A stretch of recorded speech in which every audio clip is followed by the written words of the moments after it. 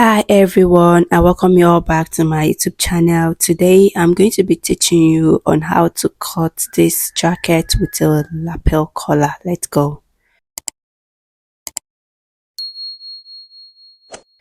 First of all, first thing first, you have to fold your fabric into two like this. I lost the first clip, so I'm just trying to redo the video in case you might see two different outfits I'm putting on. After that, I measured my length. The simple trick here is that you are to use your actual length for the front part, which I'm measuring. I use 19 inches because it's for a short person. You might actually decide to use 20 if that person is taller.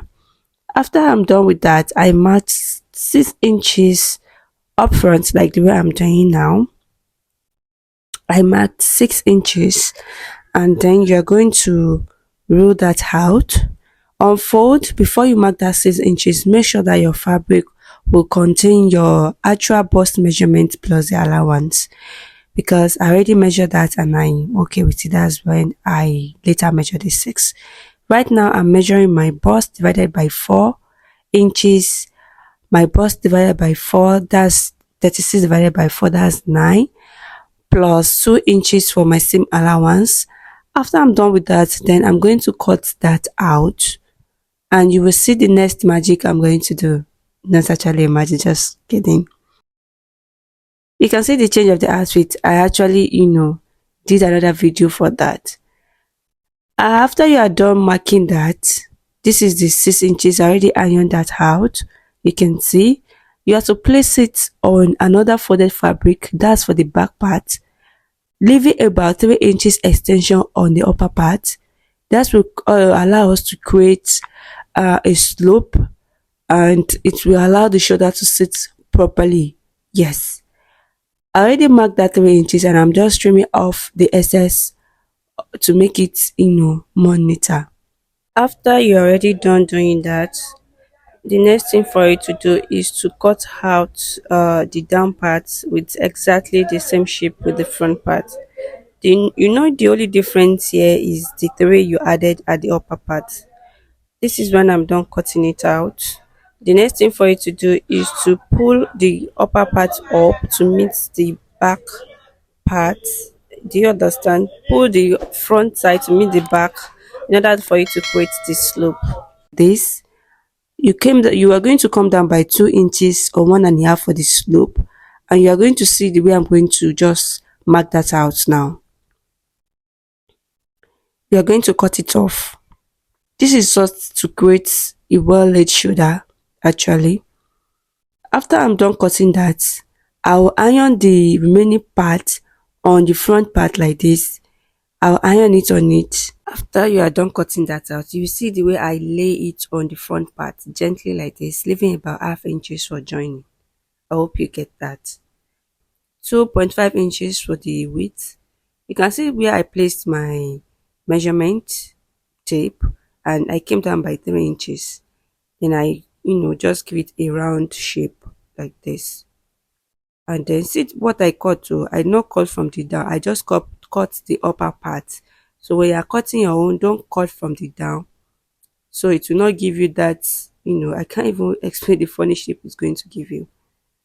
This is me when I'm done cutting the neckline, and then you are going to go ahead to mark out your shoulder measurement divided by 2, your armhole. I came down by 8 inches. Then I just draw my armhole shape like this.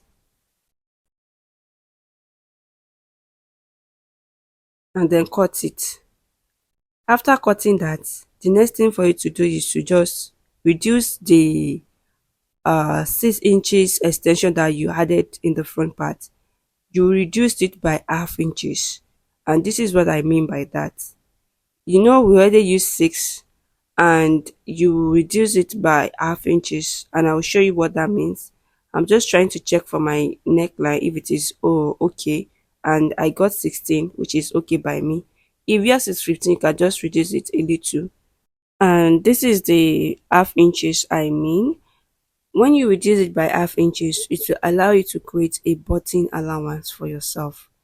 so that by the time you are done joining it together, it will allow you to create that, it will overlap on each other, it will not create a space in the front. After you are done doing that, you have to launch it so that by the time you want to, sew it, you will know, okay, this is the part I'll I'll put hemming gum. And it's going to extend the neckline, so you have to just trim it off so that it will not create any issue for you at all. Do the same thing on the both side, and this is what we have now. The next thing for us to do is, you can see the half inches that I mean. Yeah, that's just it. So that's just your button area. You can even use this method to cut your shirt, not only your jacket, just the length that will be different. The next thing for us to do is to cut our sleeve. So I use 12 inches for the sleeve. The sleeve for my own jacket is not tight, so I'm just going to use 10 inches for the width, and I'm okay with it. And then the length is 12, so by the time I'm done, I'm going to fold about 1.5 inches, and then half inches to join on the shoulder part, and it's going to give me 10 at the end of the day. So that's just it for the sleeve. So after you're done cutting the sleeve, the next thing for you to cut is the collar.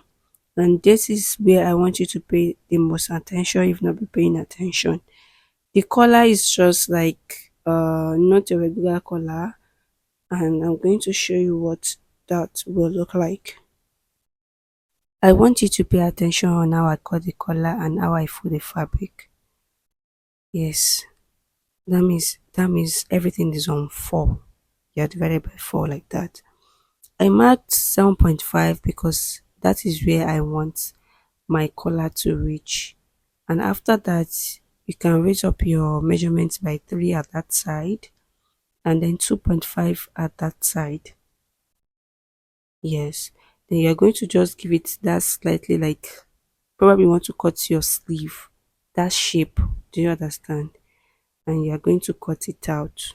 I'm not going to cut it out here, and I'm going to be using another fabric entirely for you to get the clear understanding. And I'm still going to repeat the process here so that you can understand. Remember, the fabric is on fold like 4 times already, like this. Then after you might have joined your jacket or whichever shirt you're making with your lapel collar, just make sure you measure where you want the collar to start.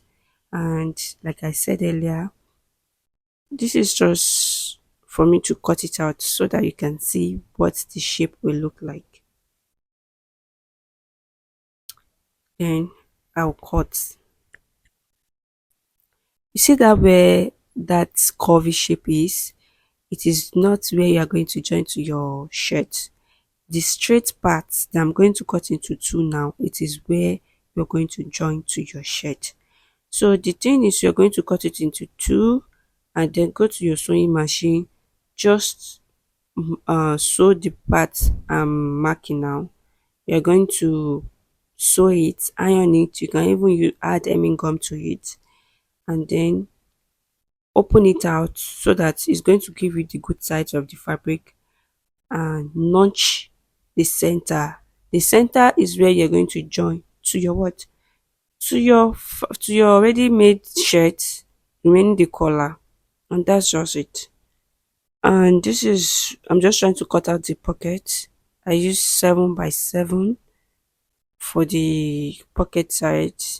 That means 7 for the length and 3.5 for the, for the side. Yeah, for the width, I guess. And I cut it out. This is for the one pocket, and the other one is the lid on it, like the cover on it. And I use the same width. Then I use the same width. Is it the same width? Yes, I use the same width. You can see where I'm trimming it off now. Yes, and I use 3 inches for the depth for the cover. 3 inches for the depth of the cover. And that's just it. Thank you for watching. God bless. Bye.